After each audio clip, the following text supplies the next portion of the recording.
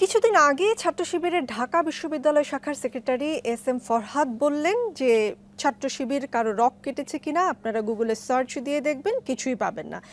কিন্তু আমি তার কথা শুনে গুগলে সার্চ দিলাম এবং বেশ কিছু অভিযোগ পেলাম। আপনাকে দু একটা শোনাই। 1988 সালের 31শে মে রাজশাহী মেডিকেল কলেজ শাখার ছাত্রমৈত্রীর সভাপতি জামিল আক্তার রতনকে 4 হাত পায়ের রক কেটে হত্যা করা হয়। 1989 সালে রমজান মাসে ছাত্র ইউনিয়নের রাজশাহী বিশ্ববিদ্যালয় শাখার সভাপতি গাজী গোলাম মোস্তফাকে ইফতারের দাওয়াত নিয়ে গিয়ে হাতের রক কেটে দেওয়া হয়। এরকম আরও বেশ কিছু অভিযোগ গুগলে সার্চ করে আমি পেয়েছি। সত্য মিথ্যা আসলে আরেকটু ইনভেস্টিগেট করলে হয়তো আমি বের করতে পারতাম। মানে শিবির কেন রক কাটে এবং সেটা কি আসলে কেবলই মিথ? সত্যতা নিশ্চয়ই আছে। এমনি এমনি তো যা রটে তার তো কিছু বটেও নাকি? আচ্ছা, অনেক অনেক ধন্যবাদ আপনাকে। শিবির রক কেটেছে কিনা সেটা একটা প্রশ্ন। কাটলে কার কার কেটেছে, কতটা কেটেছে, কোন সময় কোন জায়গায় কেটেছে এবং কেন কেটেছে, 3 প্রশ্ন, একের মধ্যে 3। তা আমি এর জবাব অবশ্যই দেব। কিন্তু এও কি আপনি একটু লক্ষ্য করেছেন, একজন সচেতন নাগরিক হিসাবে আমি বাদ দিলাম আপনি সাংবাদিক, অবশ্যই আপনি সাংবাদিক, এটাকে একদিকে রাখলাম।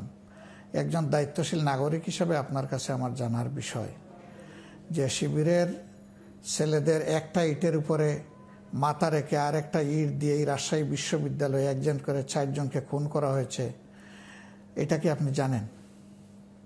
সেটা যারা করেছে তাদেরকে প্রশ্ন করব, খবর নেবেন। জি, প্রশ্ন করব তাদেরকে। 2 নম্বর, হ্যাঁ ঠিক, আপনি আপনি আপনি খবর নেবেন। 2 নম্বর হলো যে আপনি অত দূরে যাব না, ভেরি রিসেন্ট পাশে চলে আসেন। এই যে বিশ্বজিৎ নামে একটা ছেলে, ও একজন দর্জি, একটা আন্দোলনের সময় দৌড়াইয়া আত্মরক্ষা করতে গিয়ে সে হয়তো মনে করেছে রাস্তায় থাকলে আমার কোনো বিপদ হবে। একটা ভবনে সে আশ্রয় নিয়েছিল, সেখানে তাকে শিবির বলে কুপিয়ে জায়গায় শেষ করে দেওয়া হলো। সে চিৎকার দিয়ে বলছিল আমি হিন্দু, এইটাও কিন্তু তারা কনসিডারেশনে নেয় নাই। তুই শিবির, এইটা বলেই তাকে এইভাবে কুপিয়ে স্পষ্ট দিবালুকে হত্যা করা হয়েছে এবং তাদের কিছু শাস্তি হয়েছে। আমি জানি না আলটিমেটলি সেই শাস্তি বাস্তবায়ন কতটুকু হবে। 3 নম্বর, আবরার ফাহাদ, এই যে বুয়েটে, এই ছেলেটা নামাজ পড়ে মানুষকে নামাজের জন্য আহ্বান জানায়। এই দোষে তাকে সন্দেহ করা হয়েছে সে শিবির। শিবিরও যদি হয় তাহলে কি এইভাবে কাউকে মারার কোনো বিধান আছে? আমাদের আইন, আমাদের সংবিধান কাউকে কি এখতিয়ার দিয়েছে? তো তার দোষ কি? সে শিবির। শুধু এই জন্য তাকে পিটিয়ে মেরে ফেলা হলো একটা ছেলেকে। বুয়েটে চান্স পায় কারা? বাংলাদেশে মেধার জগতে সর্বোচ্চ আসনে যাদের অবস্থান, তারা একটা বড় ধরনের প্রতিদ্বন্দ্বিতার মধ্য দিয়ে নিজেদের জায়গাটা করে নেয়। সেই ছেলেটাকেই হত্যা করে ফেলা হলো। এরকম শত শত ছেলেকে বিভিন্ন ক্যাম্পাসের বাইরে হত্যা করা হয়েছে। এখন আসেন রক কাটার ব্যাপারে আমি যাচ্ছি। রক কাটার ব্যাপারে সুনির্দিষ্ট কোনো অভিযোগে যদি মামলা হয়ে থাকে এবং বাংলাদেশের আদালতে যদি এটা প্রমাণিত হয়, তাহলে যে যার শাস্তি পাওয়ার পাবে। আমি তার পক্ষে দাঁড়াবো কেন? প্রশ্নই উঠে না। সে শিবির হোক আর যেই হোক, এই ধরনের অপকর্ম যেই করবে শাস্তি সে পাক, এটা আমি দাবি করি। কিন্তু শিবির রক্ষাটা এইটা বলে যে প্রপাগান্ডা চালানো হয় আমাদের বিরুদ্ধে, তার বাস্তবতা চ্যালেঞ্জ করে আমরা বহুবার বলেছি কতগুলা রোগের রগ কোথায় কাটা হয়েছে আমাদেরকে কেউ দিয়ে একটু সাহায্য করেন।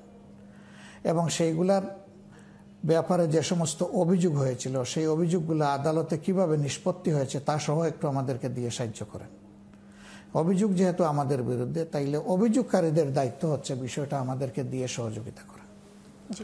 তারা যদি ওই রকম কোনো অভিযোগ দিয়ে আমাদেরকে সহযোগিতা করেন, আমরা সেগুলা দেখব। কিন্তু আপনাদের বিরুদ্ধে আপনাদেরও তো এগিয়ে আসতে হবে। আপনাদের দলের কেউ যদি এরকম করেই থাকে, আমি শুরুতেই বলেছি যা রটে তার কিছুটা হলেও বটে।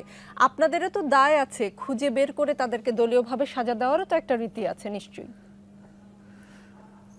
হ্যাঁ, অবশ্যই আছে, থাকবে না কেন? যদি কেউ এরকম অপরাধ করে তাকে তো অবশ্যই একটা শৃঙ্খলার আওতায় আনতে হবে, ব্যবস্থার আওতায় আনতে হবে, পদক্ষেপ নিতে হবে। আমরা নেই, যখন যাটা প্রয়োজন মনে করি নেই। আমি রক্ষাটা হিসেবে বলছি না।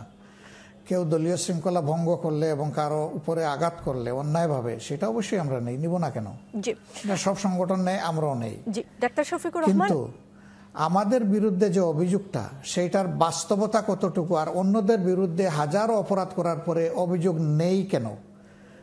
না প্লিজ একটু আমাকে আপনাকে বলতে হবে।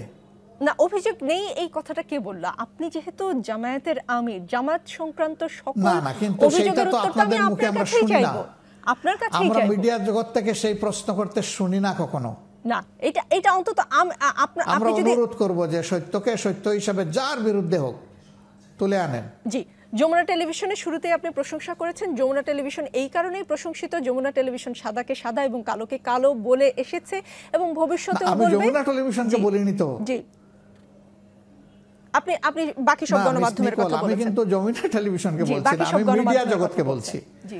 আমি গণমাধ্যমকে বলছি। জি, আপনি তাদের প্রতীক হিসাবে আপনাকে বলেছি, আমি আপনাকে বা আপনার মিডিয়াকে আলাদাভাবে এই কথাটা বলছি না। জি, বুঝতে আমরা পেরেছি। আপনাদের কাছে সাদা এবং কালো স্পষ্টভাবে সমাজের সামনে আসুক সেটা চাই। আমি যদি কালো হয় আমাকেও আনবেন, আমাকেও ছাড় দেবেন না।